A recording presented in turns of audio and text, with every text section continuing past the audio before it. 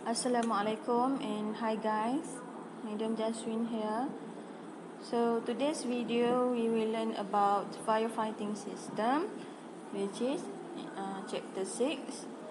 Okay, chapter 6 will covers about 4 hours. So let's start. Okay, so this is the content for this chapter. So we will learn about system and operating principle, type of firefighting system and application. Next, we will learn about pressurization and fire ventilation system. And lastly, we will learn about law and regulation. Next, we move to learning outcome. So, in the end of the chapter, students should be able to understand the operating principle of a firefighting system and also able to distinguish the types of firefighting system and its purposes. Okay. So, you guys dah pernah dengar tentang firefighting system kan? Okay, setiap hari bila you dah pergi ke kampus, bila you pergi ke mall, pergi ke bangunan-bangunan kerajaan, okay, bila you berjalan tu, you akan nampak pelbagai jenis firefighting system. Okay, contoh apa?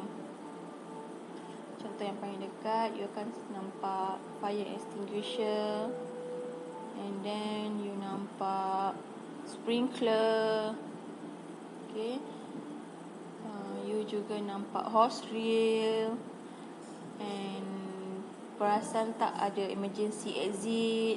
Okay, so dalam lift ada tulis jika berlaku kebakaran, you all tak boleh guna lift, you all kena gunakan tangga. Okay, so the purpose of firefighting system to provide equipment, manpower for safeguarding building occupants against fire, and also providing the building materials, structure, mechanical and electrical appliances from burning or weaken. Okay. Next, fighting the fire. Most firefighting consists of applying water to the burning material, cooling it to the point at which combustion is no longer self-sustaining. Fires involving flammable liquids, certain chemicals and combustible metals often require special extinguishing agent and technique. Okay, kat sini you akan jumpa contohnya fire extinguisher ada macam-macam kategori. Okay, bergantung kepada kat mana yang sesuai dengan tempat ataupun bangunan. Okay, contoh kalau kat stesen minyak guna fire extinguisher jenis apa. Okay, kalau dekat library fire extinguisher jenis apa. Okay, itu semua bergantung dengan kawasan dan juga jenis bangunan. Next, with some fields the use of water may actually be dangerous. Okay, so kalau dekat stesen minyak, kalau you guna jenis fire extinguisher jenis water, akan terukkan lagi keadaan. Next, firefighting system method applied in fighting fire system. To prevent against occurrence of fire and also to prevent against spreading of fire. Okay, untuk prevent against spreading of fire ada dua jenis, which are passive fire prevention system and active fire prevention system. Okay, so both is important. You guys kena hafal yang mana satu passive, yang mana satu active. Okay, contoh pasif apa?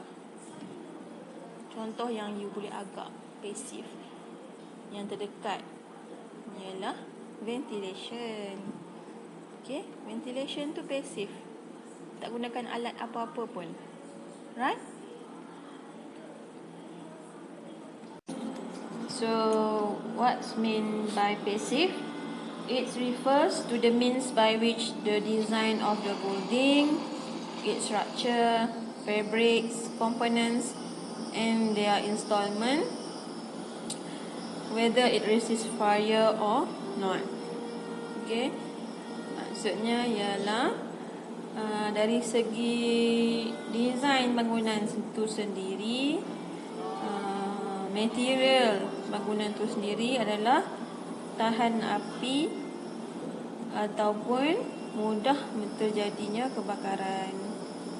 Okay. So, example of passive fire prevention system. First, fire rated door. Okay. Fire rated door ni, perasan tak kalau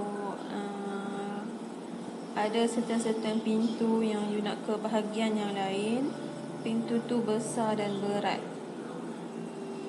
yang dia ada tulis, please keep the door closed. Yang bila you tolak tu berat tu, yang selalunya dekat tangga-tangga, dekat laluan kecemasan, selalunya dia letak fire rated door. Next, building material and also fire rated wall. Beside that, signage also is one of the passive fire prevention system. Okay, seperti yang you all selalu tengok, ada signage exit, staircase, lift, okay, peta. Next, active fire prevention system. So, active fire prevention system, portable extinguisher, alarm detection, hose reel and hydrants, automatic extinguisher, heat and smoke detection, and also dry and wet riser. So, ini yang saya ada sebut tadi mengenai classes of fire. Okay, so ada 5 kelas, A, B, C, D, E. Okay, so we look into class A. So, class A, fires in solid fuel. Example, wood, cloth, paper and coal. For class B, fires in inflammable liquid, okay, like petrol, oils or kerosene. Class C, fires in inflammable gases. Example, LNG gas, propane, butane. And class D is fires in inflammable metals, uranium, zinc, aluminium and magnesium. So, last is class E, fire caused by electrical or electronic equipment. For example, is short circuit or lightning. Okay, now we move to one of the active fire prevention system is fire extinguisher. Okay, yang you all selalu sangat nampak. Okay. Regardless of other types of fire extinguisher system provided, it is essential that every record storage facility be provided with an adequate supply of well-distributed portable fire extinguishers suitable for extinguishing fires in paper and plastic records. Okay, so maksudnya sebagai engineer, masa you nak design fire protection system dalam satu aras, you kena kira berapa fire extinguisher yang diperlukan. Okay. Cukup tak luas satu level floor di fakulti kita tu hanya satu fire extinguisher? Itu semua ada calculation sendiri. Okay. So it is desirable that the type of extinguisher provided be the trigger action type in which the flow can be started and stopped by the operator. Next, gases extinguisher are not effective for extinguishing deep-seated fires in paper materials. Okay, so extinguisher gases tak sesuai untuk kebakaran yang terjadi disebabkan oleh kertas. Next, the presence of the proper extinguisher would enable the working or guard force on discovering a fire or responding to an alarm from an early warning detection system to attack and extinguish the fire while it is small with minimum damage to the record. Okay, so fire extinguisher ni kita guna bila kebakaran tu masih lagi boleh dikawal, masih kecil. Okay, masih kecil tak merebak, waktu tu kita patut guna fire extinguisher. Okay, bila dah besar, bila kebakaran tu jadi besar, kita dah tak praktikal untuk guna fire extinguisher. Okay. It is important that staff are properly instructed in the use of small fire extinguisher. So, semua pekerja, semua yang terlibat dalam satu bangunan tu sepatutnya tahu macam mana nak guna fire extinguisher. So, kalau you perasan, setiap fire extinguisher tu dekat atas dia tu ada arahan yang simple untuk gunakan fire extinguisher. So, siapa yang perasan apa yang ditulis kat atas tu? Dia ada ajar macam mana nak tarik picu dekat fire extinguisher tu. Jadi rajin-rajinkanlah bila pusing-pusing yang jalan dekat mall, dekat bangunan tu, tengok apa yang ditulis.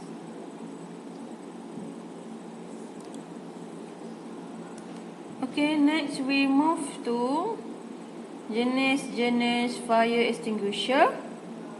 Okay, so ada beberapa jenis fire extinguisher.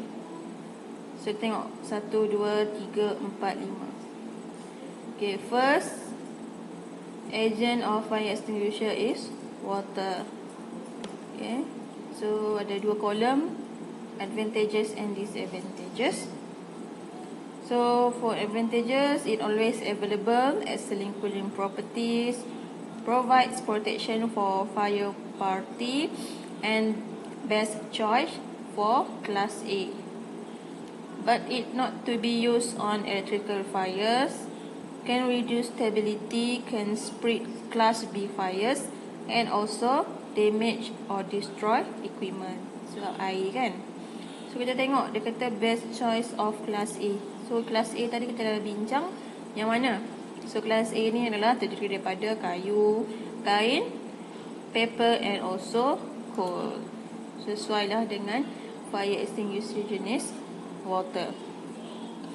Next, fire extinguisher jenis foam. Foam airtight blanket over burning liquid. Minimal chance of reflex. Can be used from distance around corners from upper decks. Also not to be used on electrical fires and can damage or destroy equipment. Okay, so foam ni sesuai lebih kepada burning liquid. Next, we move to dry chemical.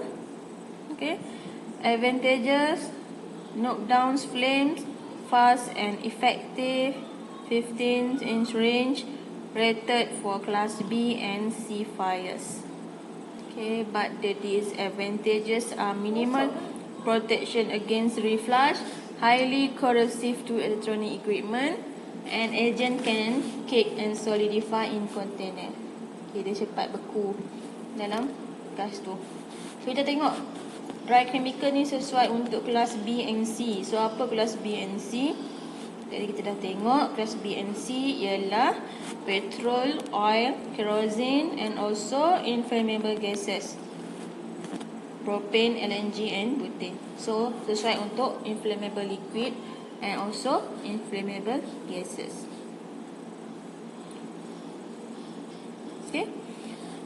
Next, carbon dioxide fire extinguisher, safe for class C, non-corrosive, non-damaging to equipment.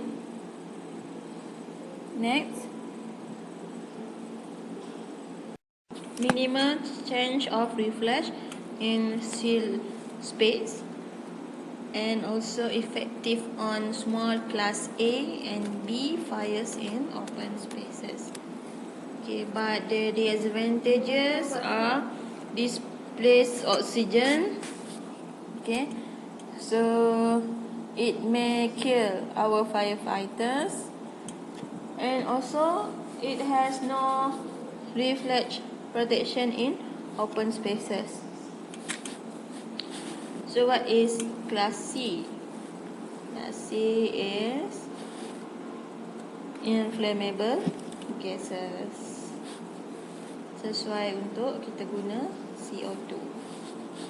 And Helen, also safe for class C, inflammable gases. It non-corrosive, non-damaging to equipment. Minimal change of reflex in seal space, and also effective on small class A and B fires in open spaces. But the disadvantages are no reflex protection in open spaces. In very hot fires, it can generate deadly phosgene gas. Okay, so bahaya phosgene gas ni boleh menyebabkan kematian. No longer available after tahun 2000 AD. Okay. Next, okay, ni contoh-contoh fire extinguisher yang kita dah bincang tadi. So macam mana kita nak classify kan? Kita nak bezakan jenis-jenis extinguisher ialah melalui color. Okay. So kita ada 4 color. So you all kena ingat yang ni.